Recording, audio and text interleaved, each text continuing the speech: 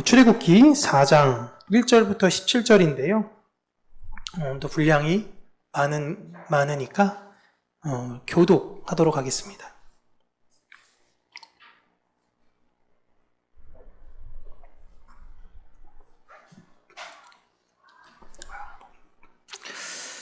제가 먼저 읽도록 하겠습니다. 모세가 대답하여 이르되 그러나 그들이 나를 믿지 아니하며 내 말을 듣지 아니하고 이르기를 여호와께서 내게 나타나지 아니하셨다 하리이다.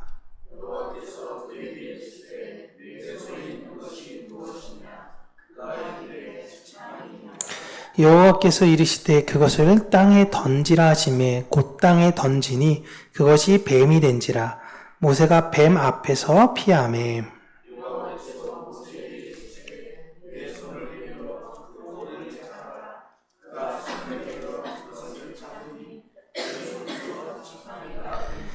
이는 그들에게 그들의 조상의 하나님 곧 아브라함의 하나님 이삭의 하나님 야곱의 하나님 여호와가 내게 나타난 줄을 믿게 하려 함이라 하시고,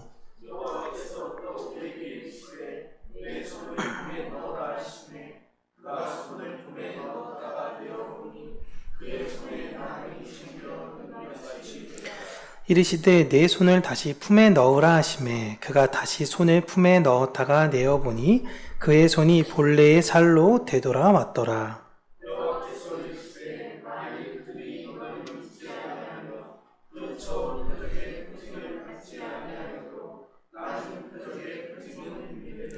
그들이 이 두 이적을 믿지 아니하며 내 말을 듣지 아니하거든 너는 나일 강물을 조금 떠다가 땅에 부으라. 내가 떠온 나일 강의 물이 땅에서 피가 되리라.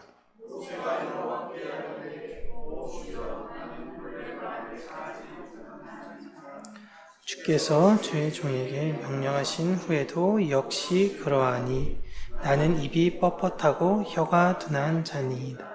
여호와께서 그에게 이르시되 누가 사람의 입을 지었느냐? 누가 말 못하는 자나 못 듣는 자나 눈 밝은 자나 맹인이 되게 하였느냐? 나 여호와가 아니냐? 할 말을 모세가 이르되 오 주여 보낼 만한 자를 보내소서. 레위 사람 내 형 아론이 있지 아니야.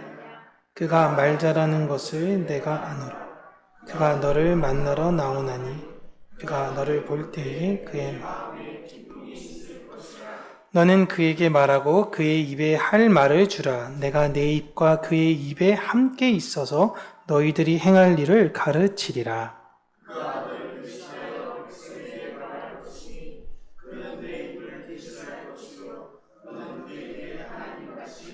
함께 읽겠습니다. 너는 이 지팡이를 손에 잡고 이것으로 이적을 행할지니라.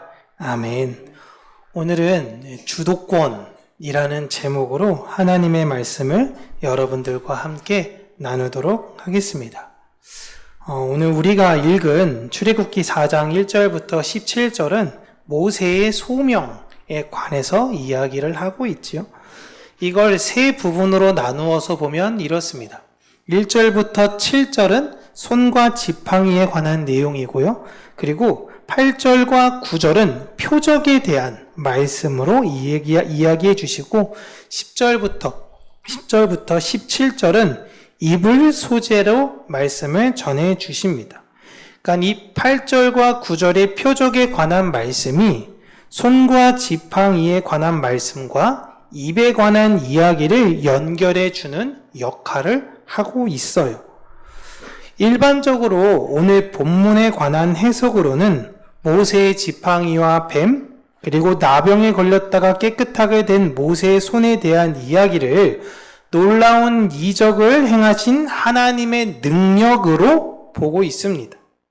그리고 뱀을 보고 무서워서 도망을 한 모세가 하나님의 명령대로 뱀의 꼬리를 잡는 모습은 모세가 지도자로서의 충직함과 대담성과 그리고 신뢰함을 보여준다라는 것입니다.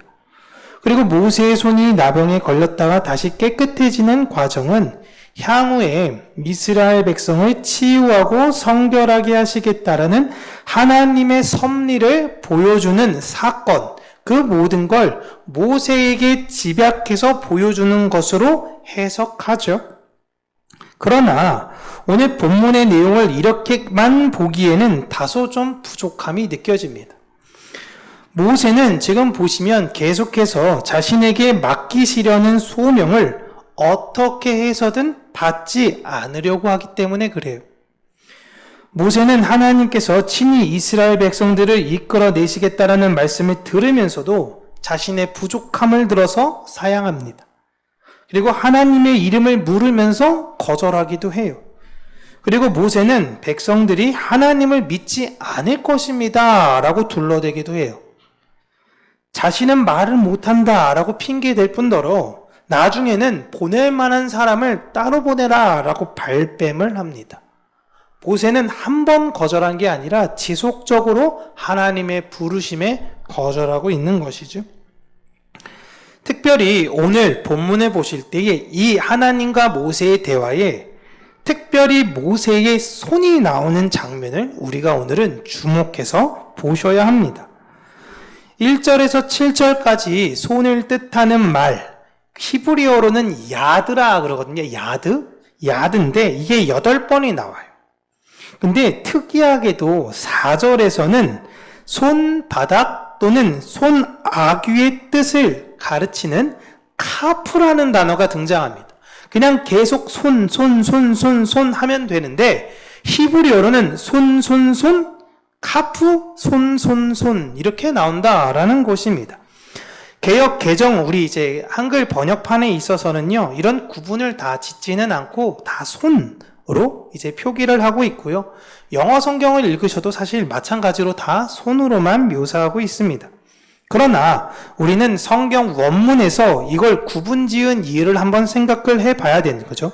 특별히 손아귀를 뜻하는 카프를 손이라는 야드 가운데에 넣고 있음을 주목해야 돼요. 손아귀, 손 이렇게 나온 걸 좀 주목해야 된다라는 것입니다. 즉 이 카프, 손아귀가 소명을 받은 모세가 지금 어떤 상태인지를 잘 보여주고 있고, 이게 후에 나병 걸린 이야기와도 이어주는 연결고리가 되기 때문에 그렇습니다. 이 카프는 손바닥 중에 우묵한 곳을 사실상 가리키는 거예요. 그러니까 여기를 그냥 카프라고 이야기를 하는 것인데요. 때로는 권세, 지배의 뜻으로 성경 여러 군데에 어떤 의미적 뜻으로 활용되기도 합니다. 우리나라 말에도 여러분 장악한다라는 게 있잖아요. 장악이 무슨 뜻이죠? 장이 손바닥 장자잖아요. 손아귀에 움켜졌다라는 뜻이 장악입니다. 무언가를 손에 넣는다라는 그 의미로 지배, 세력을 쥔 의미로 사용되고 있죠. 카프라는 단어도 주도권의 개념이 있다고 볼 때 손바닥이라는 의미라기보다도 손아귀로 해석하는 것이 좀 의미를 잘 드러낼 수도 있어요. 이 손바닥이 나오기 전에 하나님은 모세에게 네 손에 잡고 있는 지팡이를 땅에 던져라 라고 하십니다. 그때 모세가 지팡이를 던졌다라는 표현이 나오는데, 사실 여러분 하나님께서 모세에게 자 지팡이를 던져라 할 때 모세가 이 지팡이를 그냥 진짜 집어 던졌을까요? 이렇게 집어 던진 것은 아니겠죠. 지금 하나님과 계속 대화를 하고 있는데 어떻게 그 말에 대해서 그렇게 이야기를 할까요? 그리고 지팡이를 보시면요, 지팡이가 일자로 되는 것이 아니라 굵은 쪽이 있고 가느다란 쪽이 있어서 일반적으로 굵은 쪽을 손에 잡고 걷습니다. 그렇다면 이 굵은 쪽이 뱀의 머리로 변했겠죠? 지팡이를 던졌을 때. 그렇게 놓고 본다면 지금 이 지팡이를 모세가 어떻게 던졌는지를 우리가 유추해 볼 수 있어요. 3절을 보시면 모세가 뱀 앞에 피하는 장면이 나오는데요. 이게 원문을 보시면 뱀 앞에서가 아니라 뱀 얼굴에서 피한다라고 되어져 있습니다. 그러니까 지팡이가 지금 모세를 마주보고 있는 거예요. 모세는 지팡이 잡는 부분을, 그 굵은 쪽이 아무래도 머리가 됐을 거니까 하나님을 향해 지팡이를 놓은 것이 아니라 자신이 언제든지 그 지팡이를 다시 잡을 수 있도록 자신의 방향으로 그 지팡이를 놓았을 것입니다. 이해되시죠? 집어 던진 게 아니에요. 집어 던졌더니 무슨 마술 펑 한 것처럼 뱀이 되고 이런 게 아니라 지팡이를 내려놓은 겁니다. 근데 지팡이의 방향이 하나님께 간 것이 아니라 자신을 머리를 향하도록 이렇게 내려놓은 것이죠. 그러니까 모세는 언제든지 지팡이를 다시 잡을 준비를 하고 있었던 것입니다. 그런데 자기가 놓았던 그 지팡이가 뱀이 되자 너무 놀랐던 거죠. 모세는 이 지팡이의 머리를 자신 쪽으로 함으로써 모세 내면에는 언제든지 내가 가진 소유물, 내가 가진 것에 관한 주도권을 자신이 가져야 된다라는 것을 지팡이를 통해서 보여준 것이고, 성경은 의도적으로 그 모습을 기술하고 있습니다. 그런데 하나님께서 뱀으로 변해서 지금 뱀과 눈이 마주치고 있는 모세에게 명령을 내리시는데 뱀을 잡아라 라고 하십니다. 근데 어디를 잡으라고 하시나요? 꼬리를 잡으라 라고 하십니다. 그리고 명령에 따라 모세는 손을 내밀어 뱀의 꼬리를 잡습니다. 이 뱀의 꼬리는 지팡이의 가느다란 부분이었겠죠. 그렇게 모세가 뱀의 꼬리를 잡자 모세의 손에 뱀은 다시 지팡이가 됩니다. 성경은 이때 매우 특별한 표현을 사용하고 있습니다. 그게 지팡이의 꼬리를 잡은 모세의 손을 다른 곳과 다르게 아까 제가 말씀드린 카프, 손아귀라고 말하고 있는 거예요. 뱀이 모세의 손 안에서 지팡이가 되었는데 모세가 잡고 있는 지팡이는 처음 하나님께 드릴 때와는 다른 가느다란 부위를 잡고 있게 된 것입니다. 처음엔 굵은 부위를 잡고 있다가 하나님과 대화를 통해 뱀이 된 이후로는 이제 거꾸로 그 지팡이를 들고 있게 된 것이, 모세가 지팡이의 꼬리 부분을 쥐고 있으니 지팡이의 머리 쪽은 이제 거룩한 땅에 닿아 있는 것입니다. 이제 지팡이의 주도권은 하나님께로 향하고 있습니다. 여러분 잘 생각해 보세요. 땅이 거룩한 땅이라고 하나님께서 신을 벗으라고 하셨죠. 하나님의 입장에선 우리는 땅이 밑이지만 이걸 이렇게 뒤집어서 보신다면 하나님께서는 그 지팡이의 손을 들어 지금 모세에게 끝을 내밀고 있는 장면이라고 생각하시면 됩니다. 이해되시죠? 네, 이해 안 돼도 이해된다고 해주세요. 네, 다시 설명하면 이 얘기가 길어지기 때문에 네, 이해되시죠? 그러니까 우리가 땅에 있기 때문에 이 땅을 그냥 뒤집어서 생각해 보시면 돼요. 모세가 밑에 있고 하나님 입장에서는 하나님이 지팡이의 굵은 부분을 잡고 있는 것이고 모세가 꼬리를 잡고 있는 것이다 라고 생각하시면 돼요. 그런데 하나님께서 모세에게 뱀을 잡으라 라고 요구하실 때요, 잡으라 라고 이야기하는 것이 아니라 원어로 보시면요, 꽉 잡아라 라고 의미하고 있습니다. 꽉 잡으래요. 뱀의 꼬리를. 상식적으로 뱀을 만나면 잡기 싫죠. 누가 뱀 잡고 싶겠습니까? 근데 잡을 수밖에 없는 상황이 생겨요. 그러면 머리를 잡아서 뱀을 제압해야 됩니까? 꼬리를 잡아서 제압해야 됩니까? 머리죠, 여러분. 근데 무슨 상식적으로 꼬리 잡아가지고 막 내치고 막 이런 거 말고요. 예? 뱀의 머리를 잡아서 제압해야 되는 것입니다. 뱀의 꼬리를 잡으면요, 이게 잘못 잡았다간 뱀이 뒤틀다가 팔이나 다른 부위를 물 수 있습니다. 그런데 하나님께서 뱀의 꼬리를 잡을 때 어떻게 잡으냐 그러냐면요, 대충 한번 만져봐 이게 아니라 어떻게 잡으라고요? 꽉 잡으라는 거예요. 그 말은 뭐예요? 잡고 내리칠까요? 이게 아니라 잡고 있으면 물릴 수 있다라는 뜻이에요. 근데 꽉 잡으라는 것입니다. 이것은 하나님을 향한 온전한 신뢰를 지금 요구하고 계신 거예요. 모세는 지팡이가 뱀으로 변한 순간부터 그 마음에 굉장한 충격을 받아 마음의 방향이 조금씩 하나님을 향해 움직였습니다. 그럼에도 불구하고 아직 완전한 주도권을 하나님께 드리지는 않은 상태예요. 이렇게 하나님은 손과 손아귀라는 단순한 단어를 통해서도 우리가 손아귀에 쥐고 있는 것을 놓아야 하는 것과 그 과정을 통해 하나님을 신뢰하는 방법을 알게 하여 주시고 하나님께서 그 지팡이를 통해 사역하실 것들을 우리에게 다시금 요구하시며 지팡이를 주신다라는 것입니다. 이 지팡이는 예전엔 내 지팡이였지만 이제는 하나님의 지팡이인 거예요. 출애굽기 4장 20절 보십시오. 이 지팡이가 어떻게 변했냐면 모세가 그의 아내와 아들들을 나귀에 태우고 애굽으로 돌아가는데 모세가 하나님의 지팡이를 손에 잡았더라. 출애굽기에서는 이렇게 이야기하고 있습니다. 이제 이 지팡이는 소유가 넘어갔어요.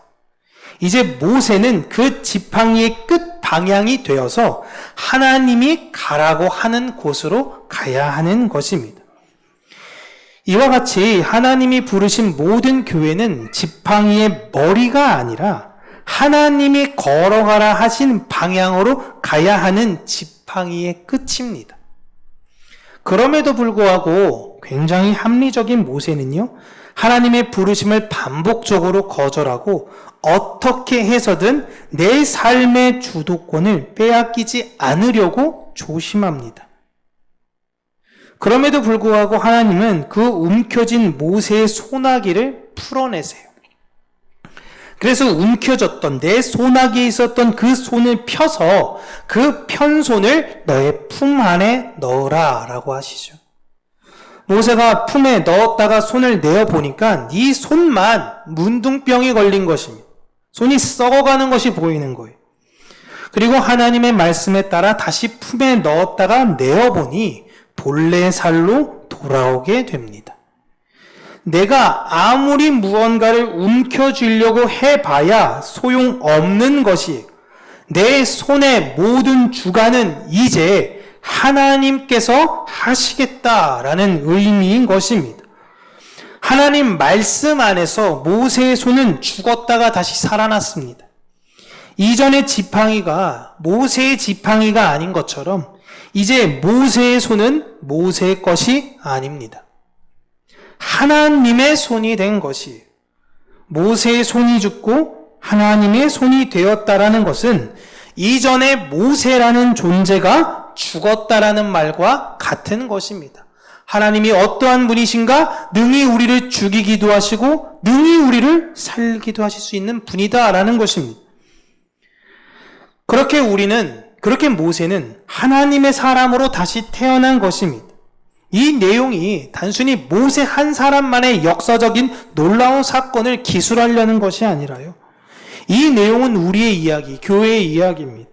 우리를 예수 그리스도 안에 넣으셔서 죽이세요. 그래서 우리가 갖고 있는 모든 주도권을 내려놓게 하십니다.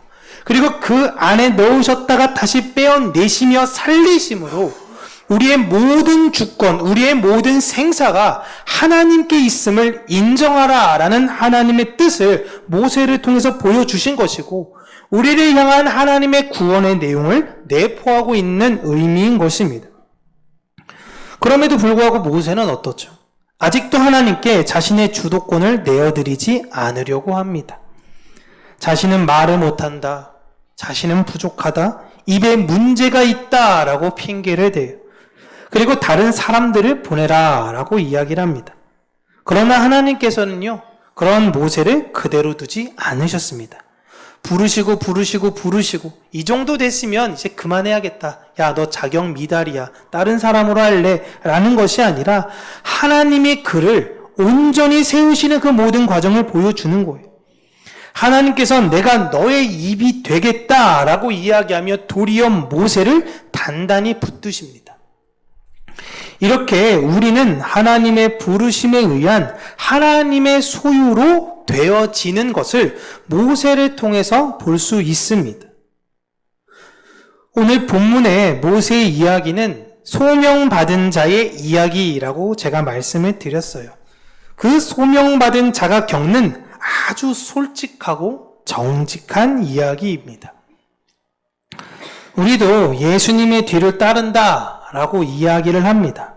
그렇게 이야기는 하지만 실상 우리의 삶의 주도권을 하나님께 드리기 거부할 때가 많습니다. 하나님의 말씀대로 산다라고 하면서 내가 주도권을 갖고 살아가려고 해요. 내 뜻대로 안 되면 상처받고 내 뜻대로 안 되면 몰라준다고 원망하고 말로는 예수님의 뒤를 따른다라고 하고 중요한 상황에서는 내가 먼저 하는 것보다도 다른 사람이 그 일을 했으면 좋겠다라며 다른 이들을 앞세우려고 합니다. 많은 이들은 자신이 먼저 무언가를 계획하고 무언가 행동을 하면 내 계획과 행동에 따라서 하나님께서 그것을 이루어 주기를 바랍니다. 스스로 고심하고 내가 결정하며 내가 행동에 옮길 때 주님은 그렇게 행동하고 계획한 나를 지지해주고 밀어주기를 원할 때가 대부분이에요. 하나님이 우리의 부모시잖아요. 부모면 응당 자식이 무언가 할 때에 그냥 밀어주고 서포트하는 게 부모의 역할이다라고 우리가 하나님과 자녀와의 관계를 완전히 오해하고 있을 때가 많이 있습니다.